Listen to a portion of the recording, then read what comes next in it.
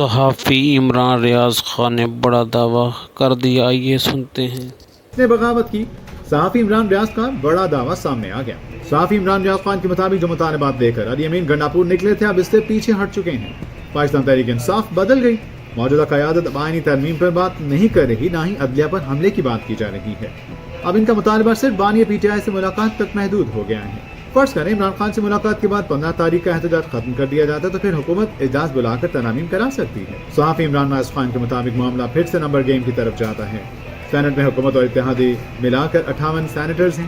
میری اطلاعات کے مطابق ایک حکومتی سینیٹر ٹوٹ چکا ہے، جس کے بعد 57 رہ چکے ہیں۔ اب حکومت کو 64 ووٹوں کی ضرورت ہے، انہیں مزید 7 سینیٹر کی ضرورت ہوگی۔ اگر فضل الرحمان مل بھی جاتے ہیں 5 ووٹ ملا کر، پھر بھی انہیں 2 ووٹوں کی ضرورت ہوگی۔ اب یہ تحریک انصاف کے سینیٹر کو توڑنے کی کوشش کریں گے۔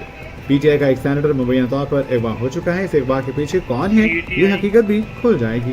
صحافی عمران ریاض خان کے مطابق دوسری طرف پارلیمنٹ میں بھی نمبر پورے نہیں ہو رہے، تحریک انصاف کے امیرے ٹوٹ نہیں رہے۔ اس کا ثبوت ہے کہ ان کے گھروں اور ڈیروں پر چھاپے مارے جا رہے ہیں، ان کی فیکٹریوں کو توڑا جا رہا ہے اور فیملی ممبران اغوا ہو رہے ہیں۔ صحافی عمران ریاض خان نے کہا کہ اگر آئینی عدالت نہیں بنتی تو حکومت کو آئینی ترمیم کا کوئی فائدہ نہیں ہوگا۔ پی ٹی آئی نے صاف کہہ دیا ہے کہ آپ آئینی ترمیم کے اہل ہی نہیں ہیں، کیونکہ فارم 47 کی حکومت قانون سازی کرنے کی اہل نہیں۔ پی ٹی آئی کبھی بھی احتجاج نہیں کرے گی 15 تاریخ کو، کیونکہ پی ٹی آئی کے بہت سے کھلاڑی جو ہیں وہ پیچھے ہٹ چکے ہیں۔